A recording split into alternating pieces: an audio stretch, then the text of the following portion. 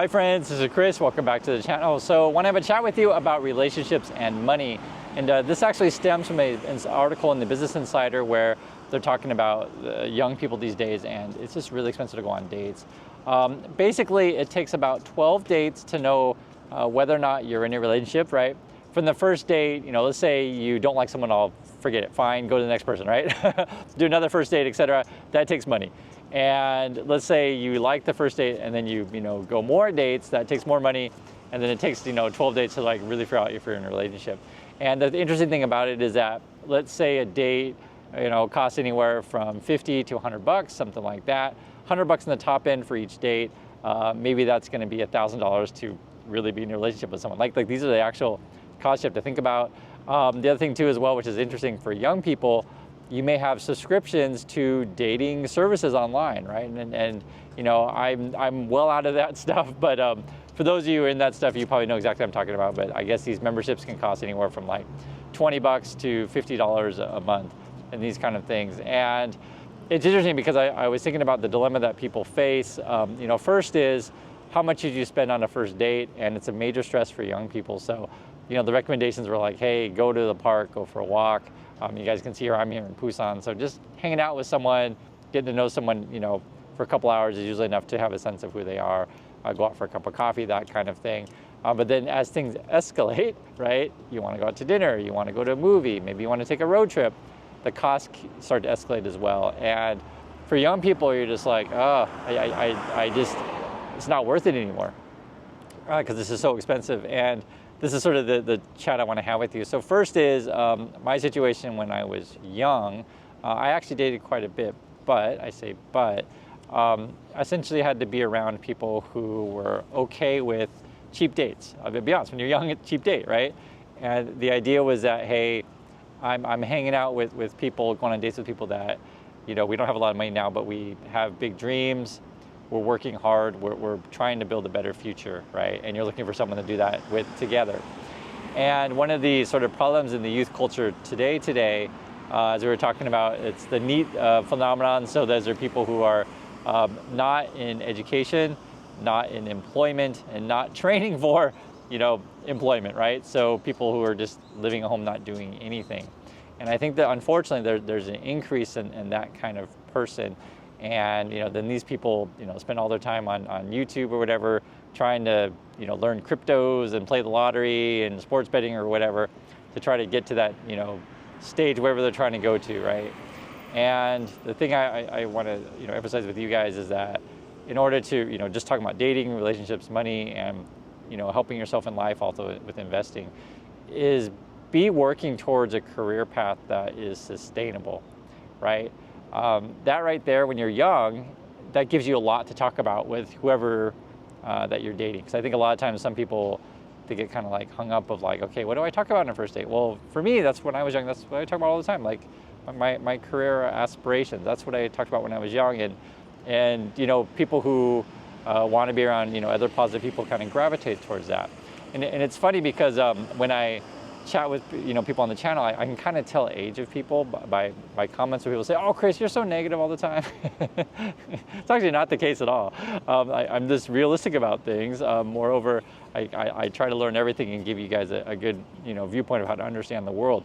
The thing is, these days, I think there's a lot of young people that are like reaching for that pie in the sky stuff, or depending on some whatever billionaire, Elon Musk, for example, to come save you, or some crypto coin to come save you, etc. And the kind of message that I want you guys to be thinking about is like, how can you save yourselves, right? How can you build a future for yourself? And also to like keep working hard to where it attracts other people to be like, hey, I can understand you don't have anything necessarily now, but I see you're building towards something better in the future, right? So there's that.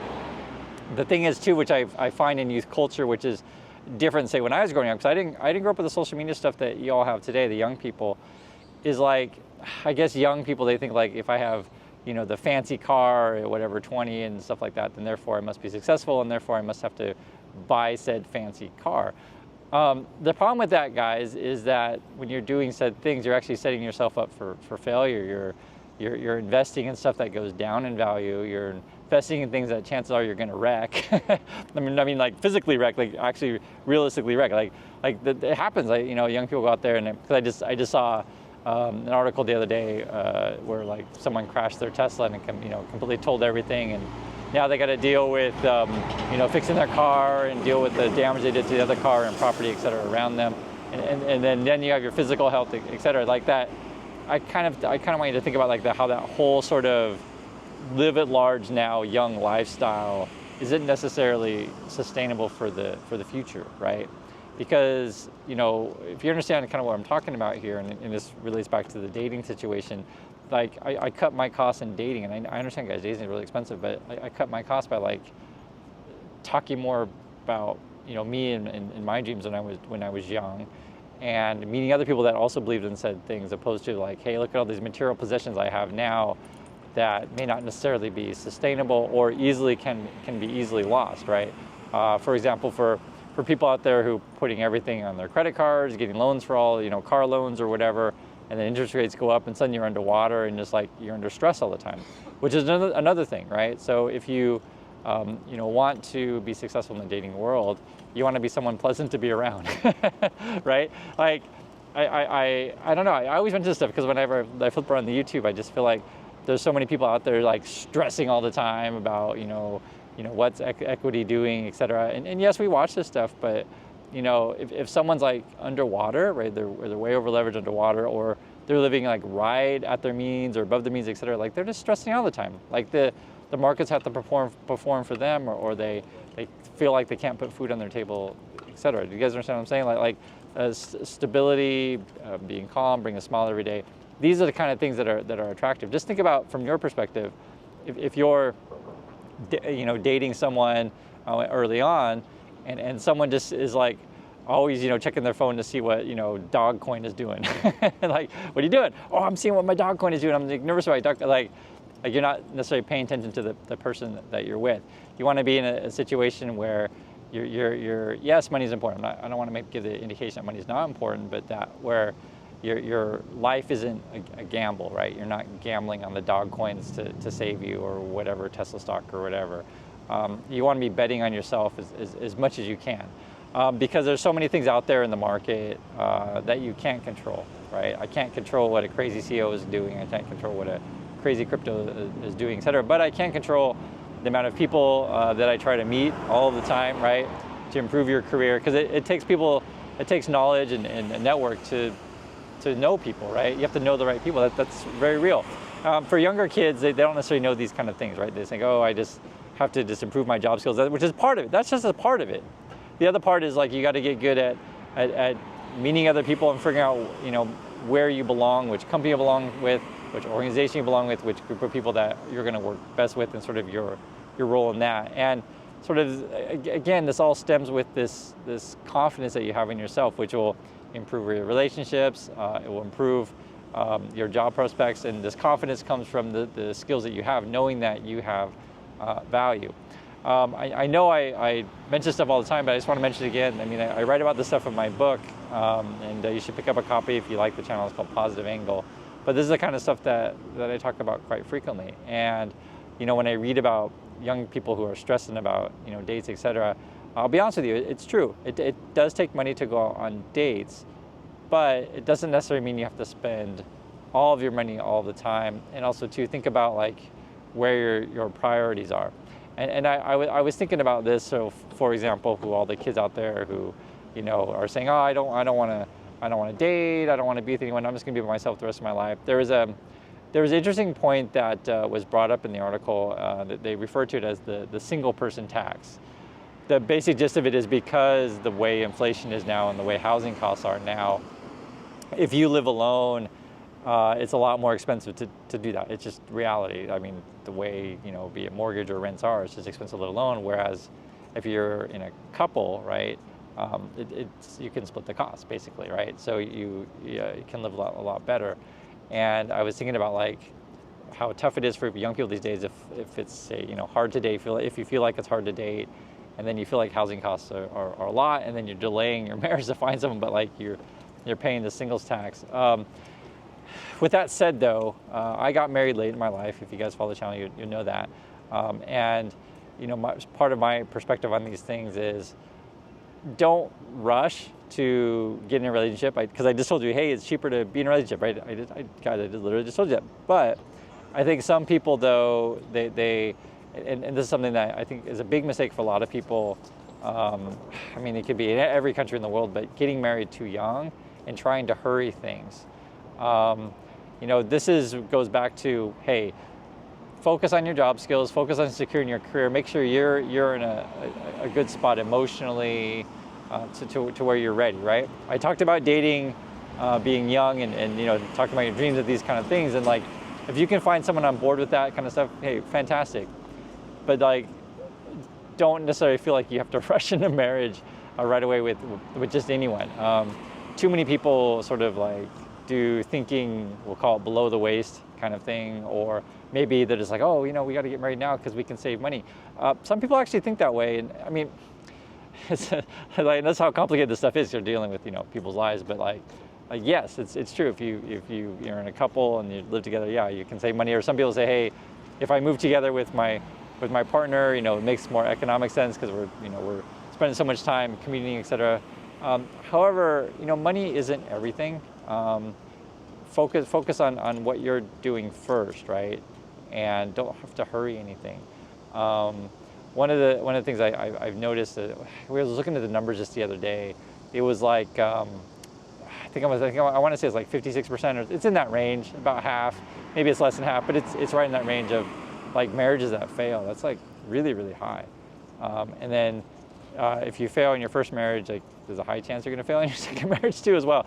Like that kind of person will repeat. And then if you do the second one, chances are the third one may have a bad chance. And there's people out there that have, and like you can even look at our presidential candidates where like, one of them, I think he's on his third marriage and has multiple kids. You guys know what I'm talking about here.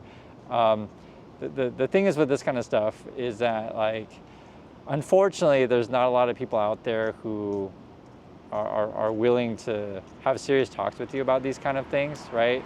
I think that because it's so difficult, and we live in a society where it's like, hey, go and do what you want, that people are kind of like standoffish on like telling you what to do. And I'm not telling you what to do per se.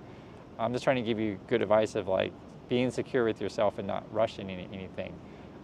Because remember, back in the beginning of the talk, I was saying, hey, when I was dating, I was really focused on my career aspirations and my education, et cetera, right? And then that kind of all stemmed from there. Like focusing on your goal was what was attractive, not like, hey, I'm gonna buy someone a whole bunch of stuff and get them to like me because of that. I think there was a movie, I was thinking about this, there was a movie back when I was a kid. It was called Can't Buy Me Love with Patrick Dempsey. I don't remember who the actress was, but if you know this old movie, the basic gist of it is like, hey, I'm gonna buy this girl a suede suit. It was like a suede dress suit, it was a white one, if you guys remember the movie. And that's how I'm gonna get her to like me, and I'll pay her to date me for, I think it was like a month. It was kind of, when you look back at the movie, like the story was kind of crazy though, but it ultimately revolved around money, which is a problem, right? Because I don't want you to ever get the impression that you can live life fine without money. I hope that's not the impression. The impression I'm trying to give you is like, focus on your career, get those ducks in a row. Hopefully you can date people along the way, meet people along the way. If you don't meet the right person when you're young, when you're older, then right, you may be in a better position to where you feel comfortable with that stuff. And yes, you're gonna be talking of, hey, we should get married and financially be better, et cetera. But don't think of that. Think about like, is that the right match for you? I'll try to address this stuff more in future videos. I'm just working it through my head of like how to talk about this stuff with people, and also too, I was thinking to myself, I want to hear from you out there of like the challenges that you face. I've heard it from multiple people though who do watch the channel that have said that dating is quite expensive these days. And I'm just saying, I empathize with you. But yeah, focus on your career and make sure you're secure, because that is real. And then guys, after you have money left over, after you're paying all your bills, sock some money away. And like, the more wealth that you have essentially in your investments and in your bank accounts, or building up, say, paying off your mortgage or paying off your house entirely, you'll find that like your life is so much better. Like being secure, financially is so much better, but that stems from having a strong foundation from when you're young, right, and building up on that. So anyway, I hope to have more conversation with this with you guys. I know these things are really, really difficult conversations, but I kind of want to start this conversation with you and get your thoughts also. So I do appreciate your time, and I'll catch you all in the next video.